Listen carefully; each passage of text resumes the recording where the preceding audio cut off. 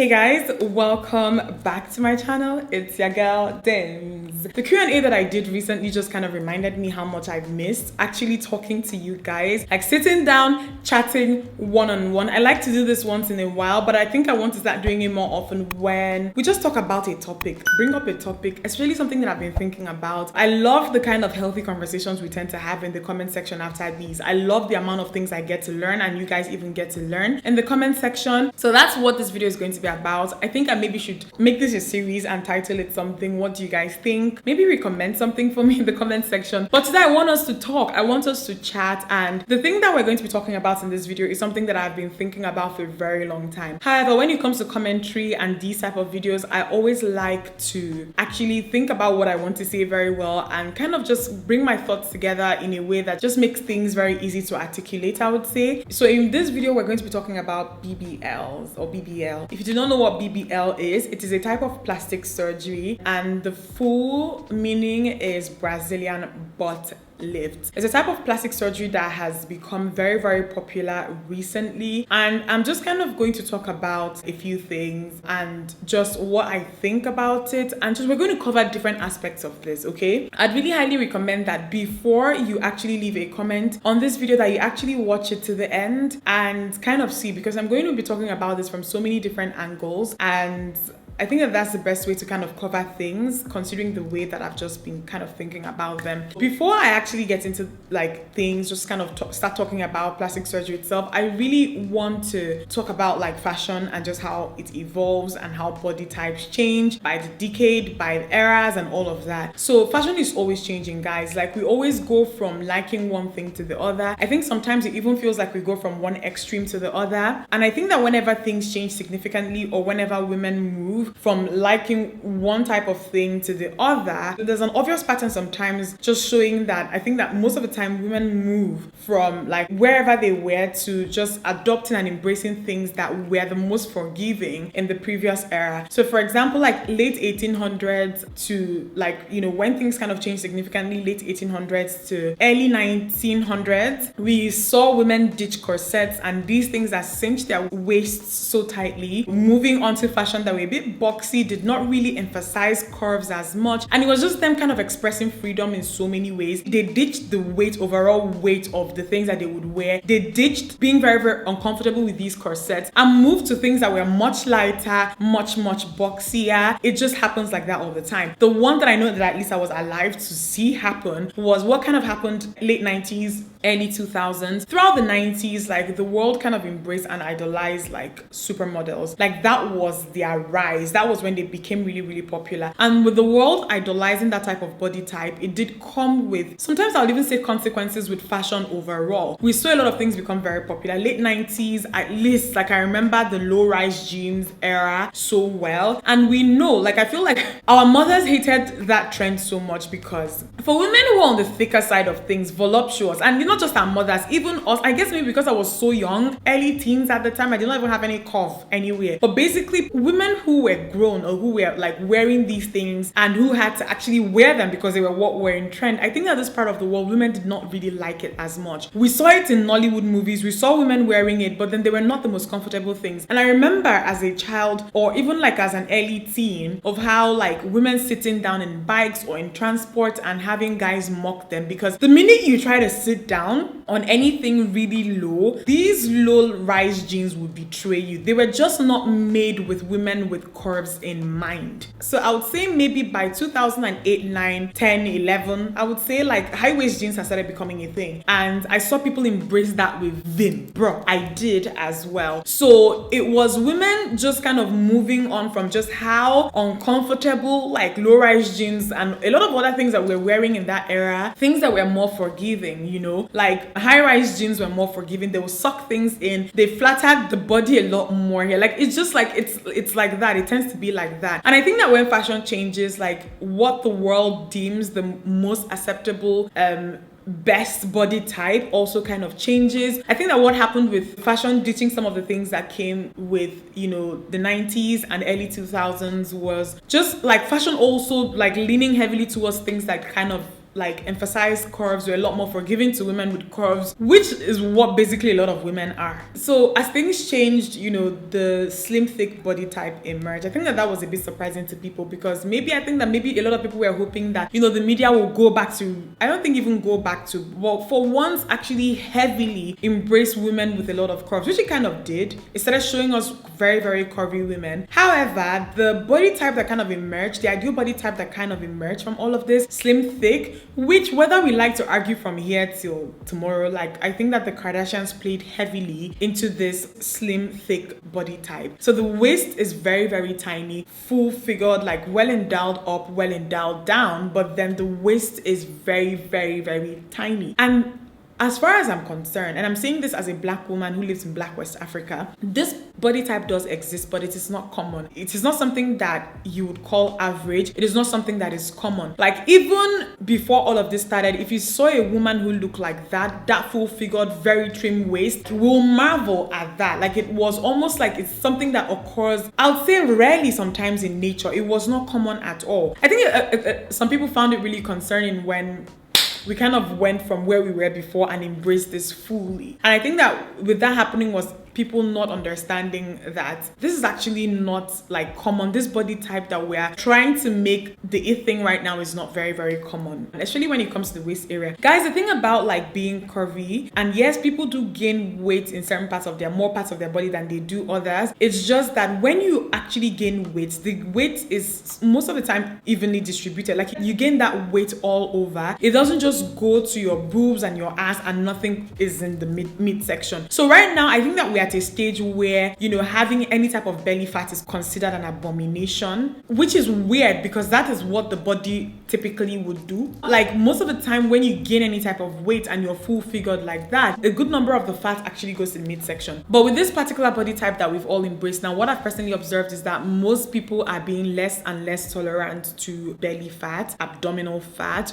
or fat in any other area outside of your bum and your boobs, which is very, very weird because you even when you're losing weight, you're told that you don't lose weight in certain parts and retain the weight in other parts. You lose weight all over. And that's how it mostly is with weight gain as well. Like you can't pick and choose, you know. The expectations are insane, especially with the parts of the body where I think a lot of people believe now we're supposed to have fat and not have fat in. Even with women who have just had babies, right? I remember like my mom used to tell me like early 90s when she had just started like having her babies, like she was on the skinny side, and she said that after she had her first 2 children, like it wasn't the easiest thing to gain weight for her, and she was trying really hard because around that time, if you got married and started having children, society expected you to look a certain way. Just add a little bit of weight because that's kind of just like send this message that your husband was taking good care of you. So you would see women like really try their best to gain weight after having babies. It's so crazy how things have changed now that even when women are done having babies and they lose weight, they lose a good amount of weight, you see people sometimes even coming for them on social media if they think that they've not like lost enough in the abdominal area, this part of the body that's stretched so much to accommodate another human being. Like it's almost as if any type of anything, this area not being flat is some sort of abomination. So let me quickly talk about BBLs. So basically, if you do not know what BBLs are, it's a type of plastic surgery that is done these days where basically fat is taken out from different parts of your body. It could be your arms, it could be your abdominal area, the stomach especially, and the fat is transferred to the bum and thighs. Just kind of lifts your butt, makes it much perkier, a lot fuller, but then the fat that is transferred to that area is fat that is collected from other parts of your body. So it is a combination of liposuction and fat grafting. So the lipo is them taking the fat out, and then the fat grafting is them transferring it and just kind of grafting it, just putting it in certain parts of your body and using it to build a different type of figure for whoever wants. Okay, so why have BBLs gotten as popular as they have in recent times? I think a couple of factors. A lot of people are choosing to get it because it's one of the easiest ways to get this body type that is insanely popular right now. And plastic surgeons also started like gravitating towards it heavily, especially because it did not involve implants. So BBLs have been around for a very long time, but before they became really popular, butt implants were a thing. So if you're trying to get a bigger bum, the one way that doctors would always do that is via butt implants, okay? They will basically put implants, and the thing about implants, any type of implant, is that there's always always a possibility that your body could reject it. There was also the possibility of infection, but then rejection was always a big cause of worry, a big source of worry, because when your body really rejects something, your body will make it very, very obvious that it's rejecting it. And most of the time, to save their own lives, people would have to take out implants that they put in. But taking fat out of a part of your body and putting it back into other parts of your body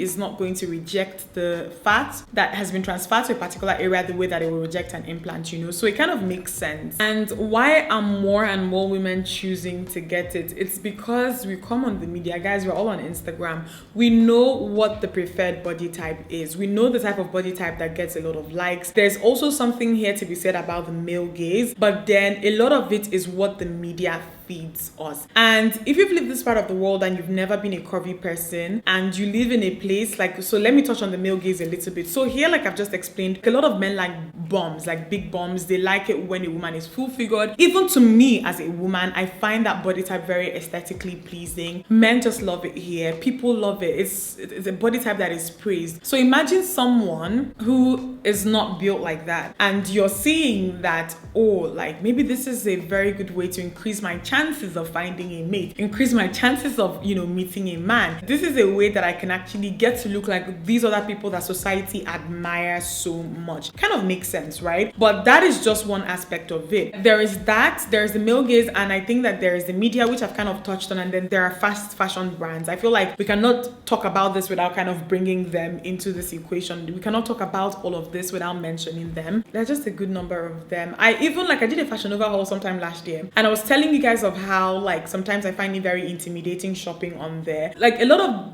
these fast fashion websites, like they use certain types of models, and this is not about using full figured women or inclusivity, because we know brands that are doing that and doing that right. It's the type of models that they use. Very, very tiny waist, insanely tiny. And then even with that and with some of the research that I've done, you actually learn that even without the models getting involved, these brands even go on ahead to edit the models. Some of these like fast fashion brands, they edit the models further to actually emphasize that body type, make their waist extremely thin, thinner than that of the actual models who already have thin waists. So this is just to kind of explain to you guys what is going on. So you see the average young girl, impressionable girl, I'm not even like a very young girl or somebody I'll consider very impressionable at this age, but then you go online to shop for clothes, and then the clothes that you're trying to buy, you're seeing the body type that is wearing those clothes. And whether you like it or not, you're internalizing something. It's just what it is. So the reason why I've gone on to explain, especially the last part that I've kind of talked about, is because I feel like sometimes people shame or try to come for people who have done plastic surgery as if they're living in some sort of vacuum, as if it's something that they are doing without any type of like outside influence. You know, what society thinks matters, what women think that men likes matters. I remember when I did a skin bleaching video years back, kind of tried to tackle the question of why was skin bleaching very, very popular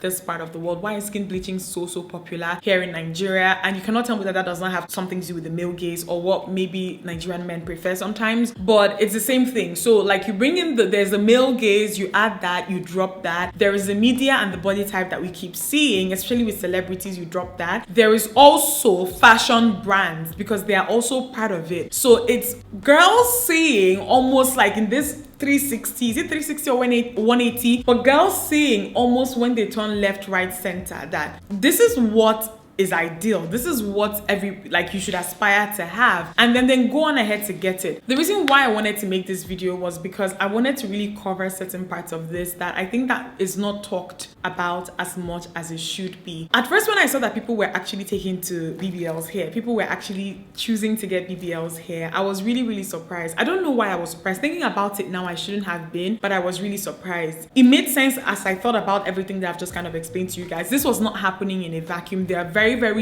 like legit reasons why women were kind of like electing to change things for themselves. Okay, there are very legit reasons. But one thing I think that I started also observing was that because of the amount of shame and stigma sometimes, because it's weird to me that even in Black communities outside of here, outside of Africa, in the US and in places, like men keep like openly showing preference for this body type. They talk about how hot, how set, and how everything the person is. But then there's also like a double standard, I would say, with this, because it's all of that and them like kind of maybe expressing how sexually attractive that they find this body type. And then there's also a lot of stigma, even not just from men, from women as well, when it comes to women who have done surgery, like just had surgery done. And I think that because of that, a lot of people don't even come out to talk about some of the complications that they have to deal with after they've had surgery done. And it's just because they don't want anybody to shame them. And we have a habit here of something can be happening. Hold on, let me turn this AC off because it's getting really cold. But we have this habit here of sometimes, like, you can even get robbed and someone will come and ask you, why didn't you lock your door properly?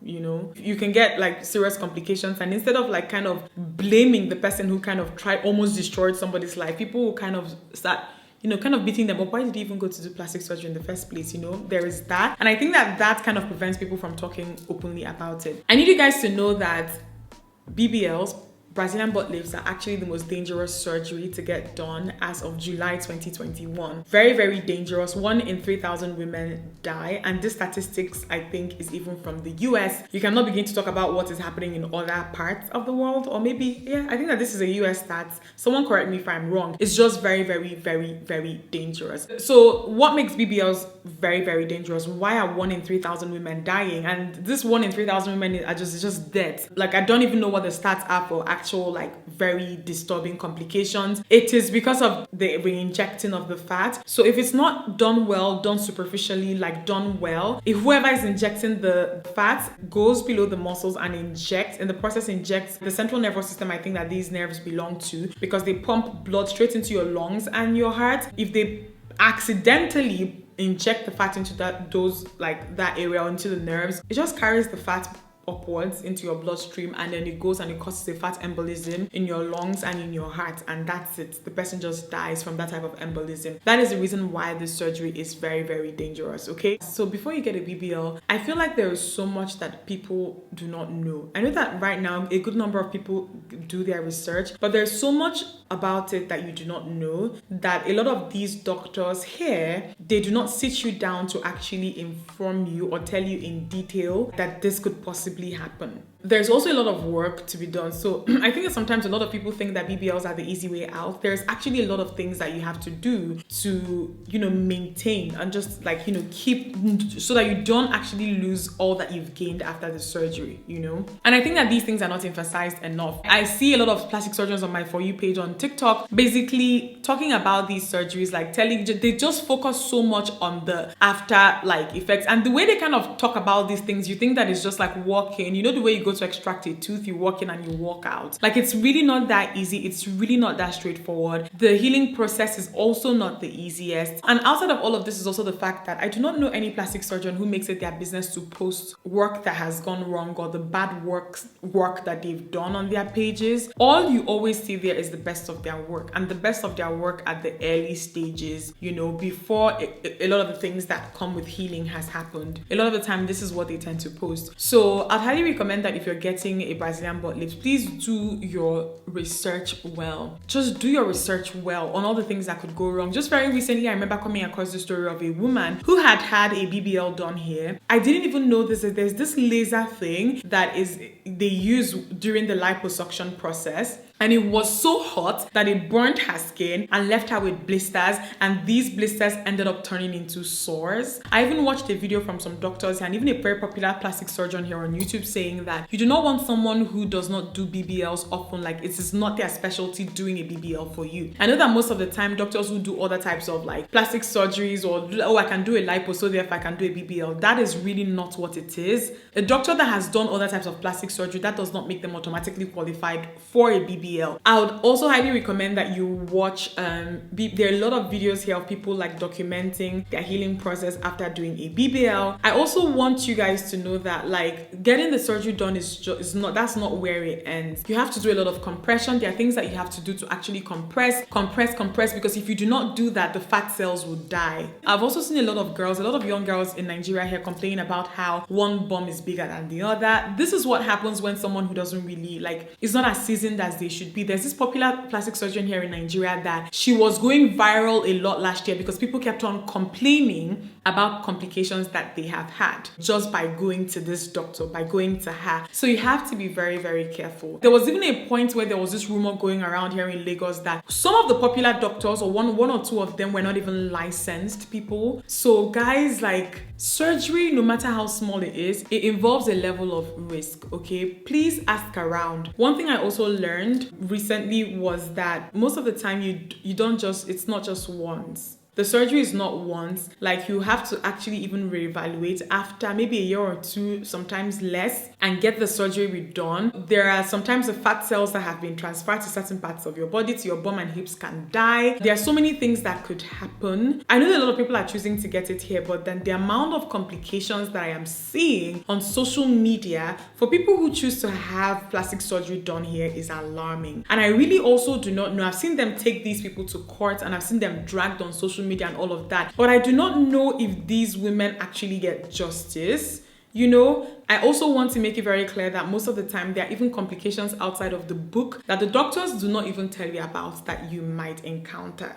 So do I think that we have a problem, especially considering some of the things that I have seen on social media, some of the things that people have shared on social media recently? Yes, I think that we do. And the most heartbreaking thing for me is that some of these girls did not anticipate some of the things that they started dealing with, you know, after this surgery. And I think that a lot of it stems from these doctors not communicating effectively to them what to expect. You know, how do we hold these people accountable outside of social media dragging? I even worry when I see some of them saying that they're taking these people to court for doing XYZ to them, and I'm like, will they even have get justice in a system like ours where people might like these things but they don't want to, they like to pretend that they don't? You know, will they even get justice without someone being biased and being like, oh, why did you even try to get plastic surgery in the first place? You know, I just want to make it clear that BBLs are not just like a walk in and walk out thing. Like, especially with the way I've seen some of these surgeons going about these things on TikTok, it's actually a serious surgery. It is even more serious than some surgeries that could possibly save someone's life. I'm just trying to explain to you guys that it is not a minor thing, and I really, really wish that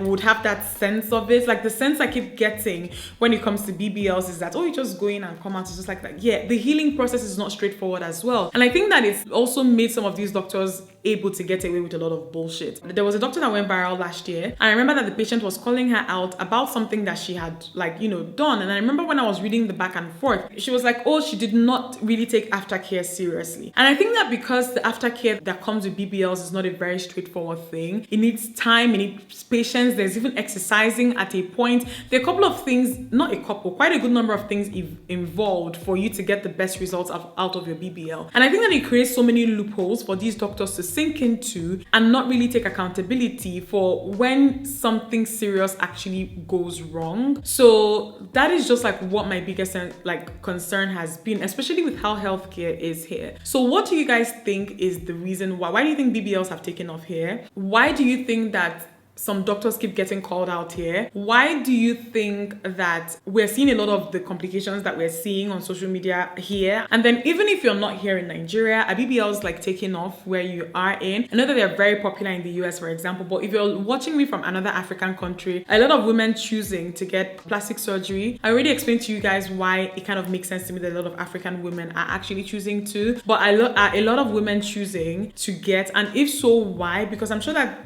they're just differences across cultures that I might not even be factoring in. Why do you think that it's happening? And I also really encourage people who have had very positive experiences anywhere, comment section, please share experience with us. Tell us how it went. If you went somewhere and you did not like the treatment that you got, there were serious red flags because of how things went, you've even found it very difficult to talk about it, please feel free to share in the comment section. There are actually, even with surgery, regular surgery, very basic surgery, with procedures that actually help with someone's quality of life, there are so many things that the body could actually do that doctors don't anticipate, right? Were there things that you kind of had to deal with after you had your BBL that you wish you had known, or doctors did not really emphasize as much to you? I really want us to have an open, genuine conversation, and let this be a safe space for everybody to come and say what they want to say without anybody bashing anybody. If anybody comes here and shares anything personal that will help anybody, and some people come and start leaving nasty comments or insulting them, I'm going to block you.